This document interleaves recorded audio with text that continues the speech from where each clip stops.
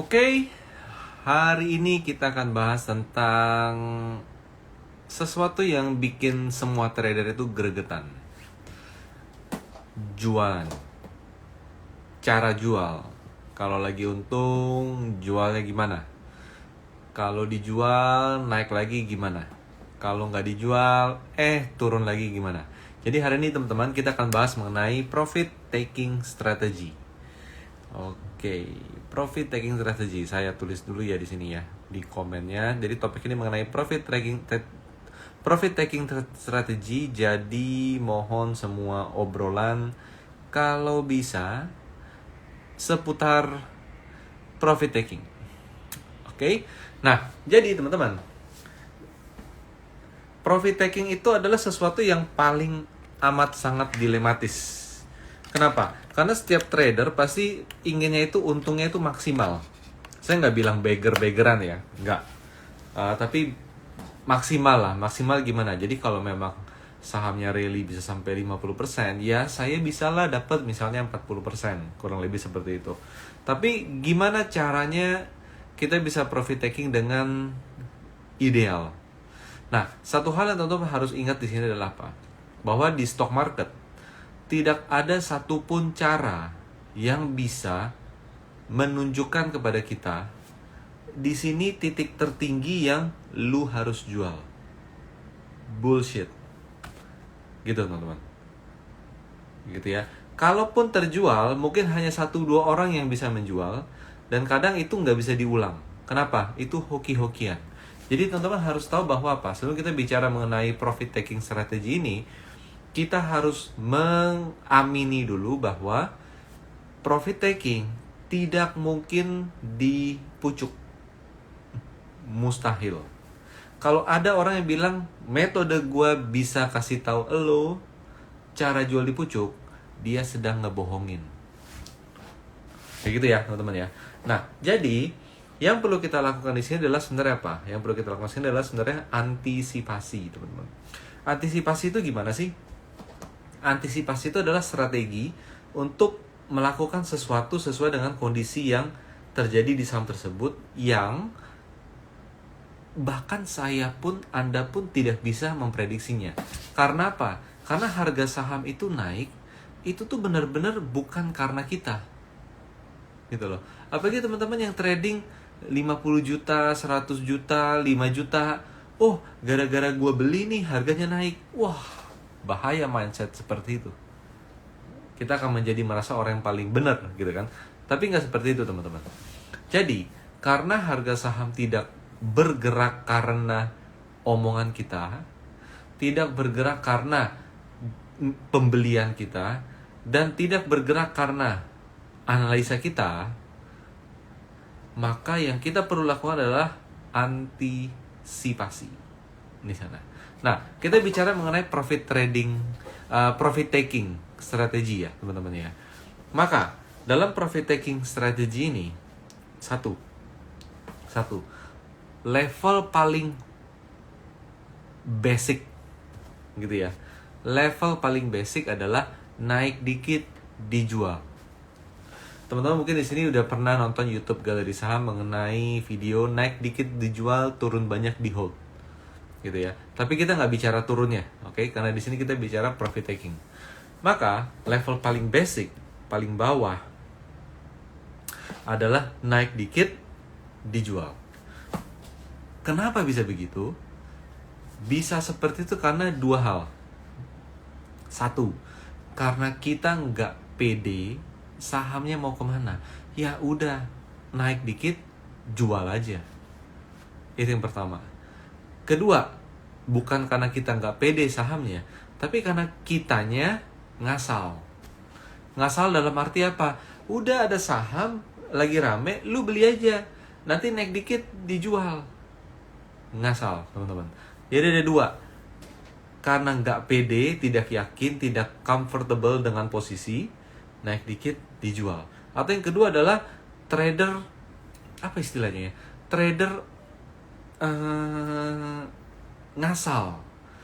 Ya udah, ada apa yang gerak, lu beli aja. Nanti udah naik, lu jual aja. Gitu. Hati-hati teman-teman. Biasanya kayak gitu berujung nyangkut. serunya dapet. Beli, naik, dijual. Beli, naik dikit, dijual. Beli, naik dikit, dijual. Tapi, kebiasaan itu akan membuat kita jadi, apa istilahnya ya? Kebiasaan itu membuat kita jadi nekat semua saham dicoba beli. Karena, gak ada masalah dong. Naik dikit juga gue jual. Nah, kita nggak bahas mengenai turunnya diinvest, turunnya disimpan, turunnya di average down, turunnya langsung ingatnya Warren Buffett. Pas naik dikit, ingatnya pedagang. Udah, margin tipis, yang penting sering pedagang.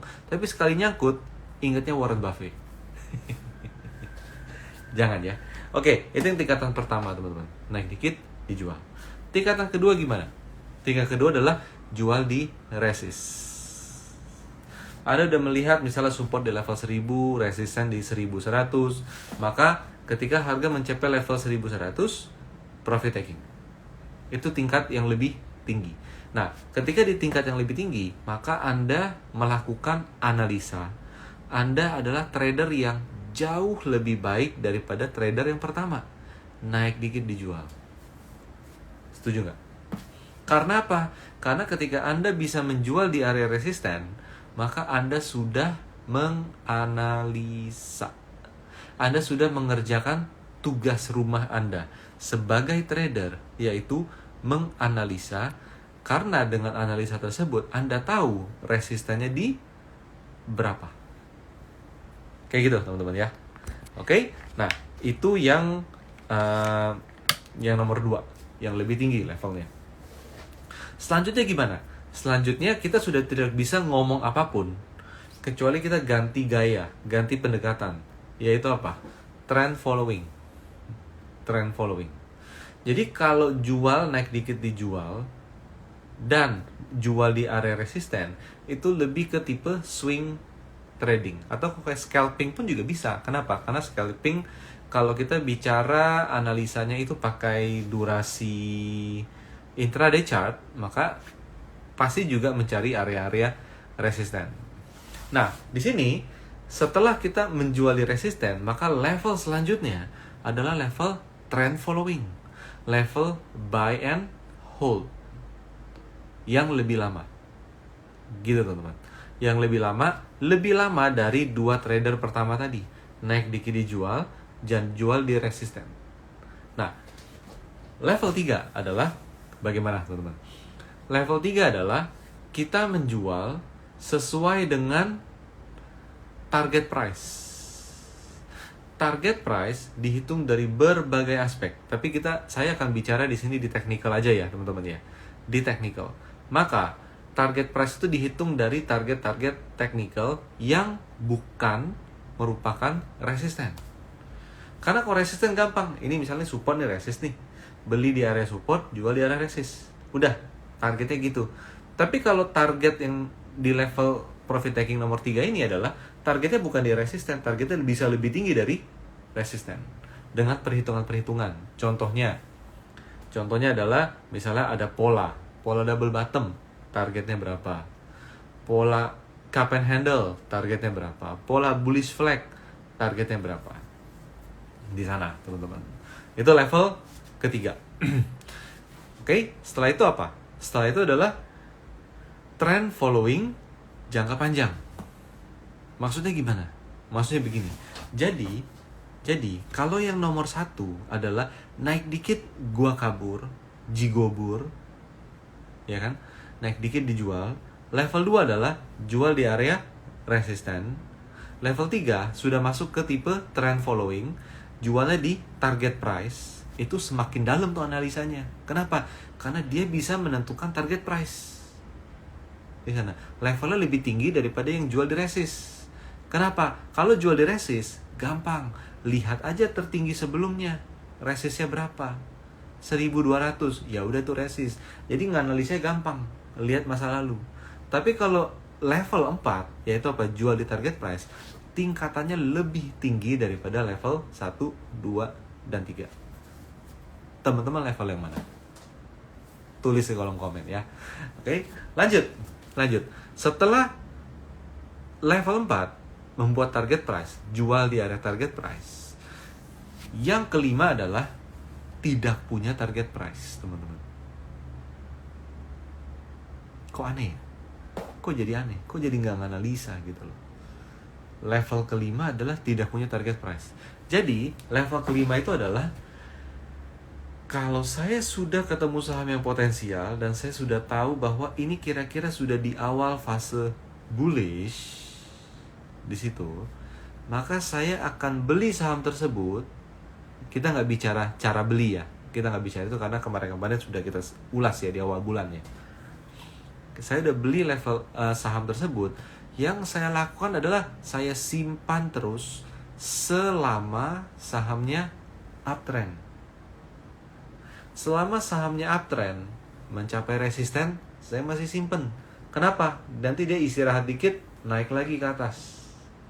Kok bisa resisten ditembus lagi? Tembus naik gitu ya. Karena kan tren naik karakternya higher high. High yang lama adalah resisten. Higher high adalah break resisten. Anda harus ingat itu.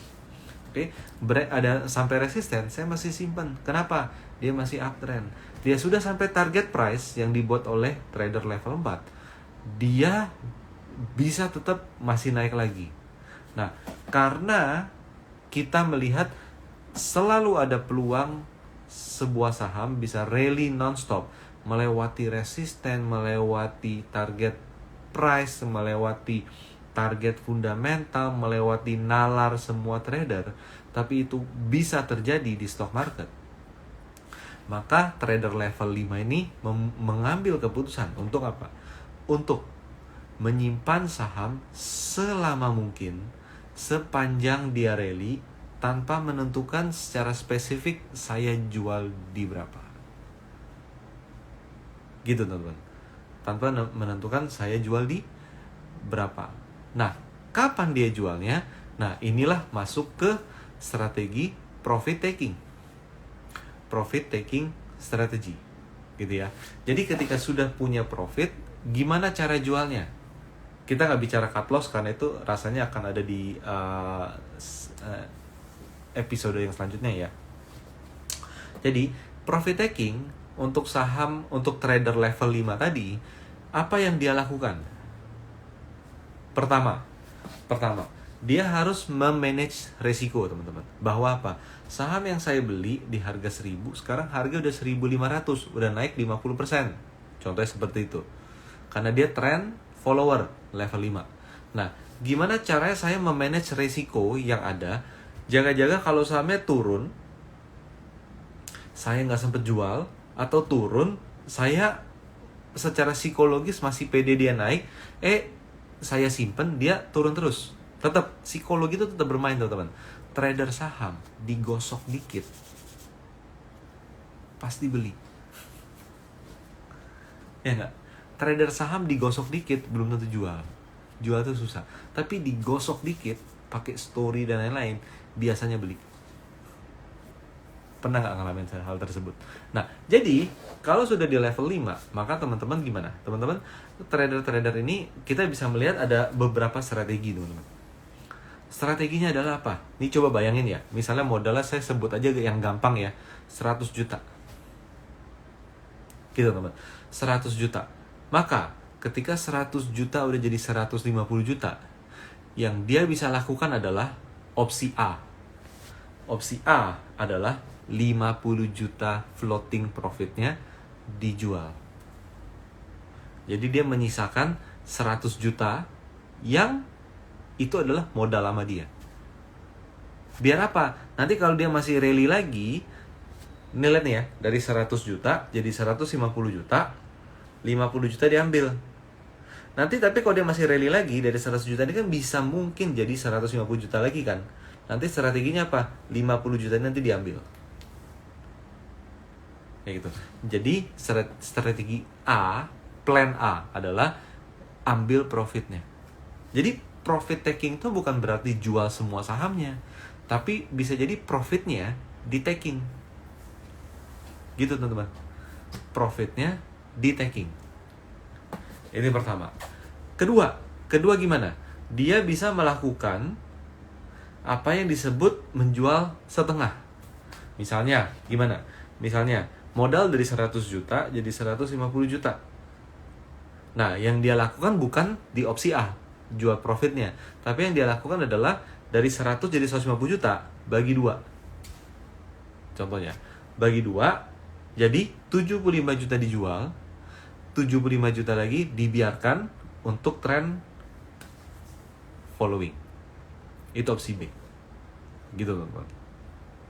Atau ada teman-teman yang mau baginya bukan bagi 2, tapi bagi 3, bagi 4. Terserah, gitu loh. Tapi itu adalah strategi ya, teman-teman ya. Itu adalah strategi. Nah, lanjut. Opsi A, jual profitnya. Opsi B, apa? Opsi B adalah jual 50-50 atau 30 dulu dijual, terserah. Gitu ya. Tapi komitnya adalah saya masih tetap ingin punya. Kenapa? Karena ini saham masih bagus, masih bisa naik.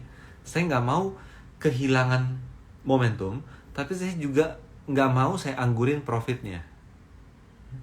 Gitu. Nah, lanjut. Opsi C, ini yang lebih menarik, teman-teman. Opsi C. Tapi di opsi C ini, Anda harus sudah naik kelas dulu. Mampu melewati opsi A dan opsi B. Maksudnya apa, teman-teman? Maksudnya gini. Kalau di opsi A, ketika Anda udah dapat untung misalnya 50%, atau nggak usah 50% deh, 30%. Modal 100 jadi 130 juta, 30-nya ditarik. Anda kan jadi kan nggak bisa trend following maksimal. Gitu kan. Kita nggak bisa trend following maksimal. Kenapa? Karena udah ada kelihatan profit, pengen ditarik. Opsi B juga sama kan? Malah jual lebih banyak. Kalau opsi A jual profitnya, opsi B dijual sama sebagian modalnya. 50-50, ya kan? Nah, opsi C ini tuh level yang kita harus bisa melewati opsi A dan B. Gimana? Ketika sahamnya rally, jangan dijual apapun itu. Gitu, teman-teman. Jangan dijual sepeser pun. Tapi ketika dia rally, teman-teman ya, modalnya dari 100 juta naik 130 juta, kita masih simpen. Naik jadi 170 juta, kita masih simpen. Naik jadi 200 juta, 100% dong ya. Dari 100 jadi 200 juta. Di situ menariknya, teman-teman.